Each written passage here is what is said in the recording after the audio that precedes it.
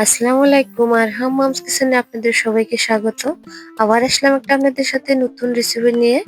আর রেসিপিটা অনেক দারুণ, খেতে অনেক ভালো লাগে, ছোট বড় সবাই খেতে অনেক পছন্দ করে। সেটা হলো পাস্তা। পাস্তা কিন্তু কেউ অপছন্দ করতে পারে না। এখন চলুন আমি পাস্তাটা বানাই, কিভাবে রেডি করবো সেটাই আপনাদের সাথে শেয়ার করি। আর এইভাবে আমার টিপসটা ফলো করলে আপনাদের পারফেক্ট পাস্তা রেডি হয়ে যাবো। আমি এদিকে পাস্তা নিয়ে নিছি। আমি পাস্তা নিয়ে নিলাম অল্প করে। আর যে যেরকম কোয়ান্টিটি বানাতে চান সে সেরকম কোয়ান্টিটিতে নিয়ে নেবেন। আমি পাস্তাটা নিয়ে নিলাম। এতে পাস্তাতে আমি পানিটা অবশ্যই ফুটন্ত জলে দিবেন। আর জলটা যত ফুটন্ত জল হলে আপনাদের ভালো হবে পাস্তাটা। আর এদিকে আমি অল্প লবণ দিয়ে নিলাম। অবশ্যই লবণ দিয়ে নিবেন। আর অল্প তেল দিয়ে দিবেন যাতে লেগে যায় না। আর তেল দিয়ে দিলেও একটা পাস্তা আর একটার সাথে লেগে যাবে না, ভেঙে যাবে না। আর আমি অল্প 5 মিনিট মতো ঢেকে দিব। ঢেকে দিলে পাস্তাটা একদম কুক হয়ে যাবে। আর অবশ্যই পাস্তাটা দেখে নেবেন। পাস্তা পারফেক্ট ভাবে কুক হলে আপনাদের পাস্তা খেতেও ভালো লাগবে আর বানাতেও অনেক মজা হবে। আর আমার পাস্তা অবশ্যই মাঝে একবার দেখে নিছি, আর দেখেন একদম পারফেক্ট হয়ে গেছে আমার পাস্তা। আর অনেক গরম, আমি ধরতে পারছিলাম না। আর দেখেন আমার পাস্তা অনেক পারফেক্ট ভাবে কুক হয়ে গেছে। আর অবশ্যই কুক ভালোভাবে হলে আপনার পাস্তা খেতে ভালো লাগবে। আমি এদিকে মশলা বাটি যে কেটে নিয়েছি, আমি ঘরে থাকা কিছু উপকরণ দিয়ে সিম্পল মশলা আমি পাস্তা বানাবো, ঘরে থাকা কিছু উপকরণ দিয়ে। এদিকে আমি আদা কুচি করে নিয়েছি, আমি আদা দিয়ে দিছি লম্বা লম্বা করে কেটে। আর এখানে দিয়ে দিচ্ছি আমি কয়েকগুলা রসুন কেটে দিচ্ছি। এই রসুন দিয়ে দিচ্ছি। আর আমি একটা বা দুটো আমি দিয়ে দিছি লঙ্কা, যেটা কাঁচা লঙ্কা দিবেন। আপনারা যেরকম খেতে ভালোবাসেন সেরকম কোয়ান্টিটি নিবেন। ঝাল বেশি খেতে চাইলে ঝাল দিবেন, আর ঝাল কম খেতে চাইলে কম দিবেন। আর এদিকে আমি পেঁয়াজ নিয়ে নিলাম একটা, কুচি করে কেটে নিয়েছি। কুচি করে কেটে নিয়ে আমি ভালো করে নাড়াচাড়া করে নিতেছি। আর অবশ্যই আমার ভিডিওটা ভালো লাগলে অবশ্যই একটা লাইক কমেন্ট করে দিতে ভুলবেন না। আর সাবস্ক্রাইব করে দিয়েন একটা।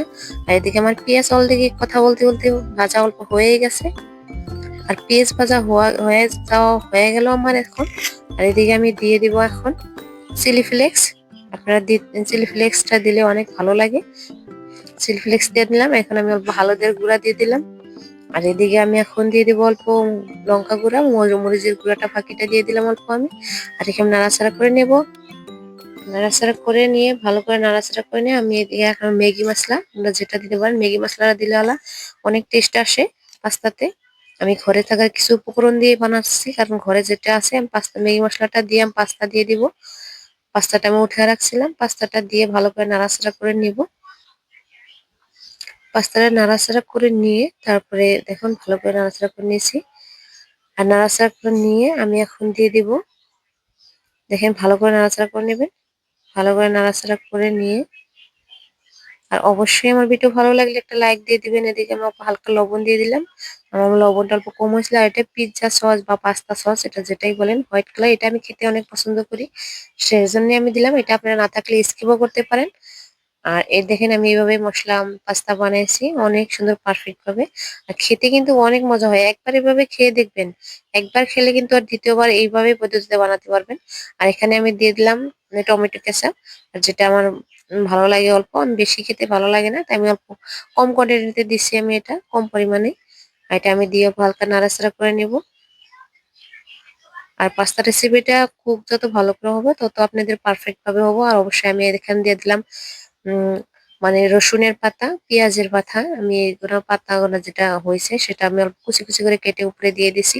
আর দেখেন পাস্তাটা আমার পারফেক্টলি হয়ে আসছে। আর দেখেন পাস্তাটা কত সুন্দর দেখা যাচ্ছে, অনেক মজা হয়েছে কিন্তু দেখেন, অনেক বাসনা আসছিল, সুগন্ধি ছড়ছে।